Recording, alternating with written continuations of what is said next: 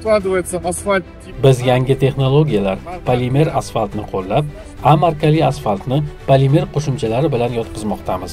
Bu asfalt betonni yotqizishning yangi usuli bo'lib, hozir ko'chada harorat taxminan 3 daraja bo'lsa va hatto -10 darajagacha bo'lgan haroratda ham asfalt yotqizish imkonini beradi. Demak, bu ishni yil davomida, qishda ham amalga oshirish mumkin. Bizning qo'shimchalarimiz samaradorlikni oshiradi va asfalt sifatini yaxshilaydi.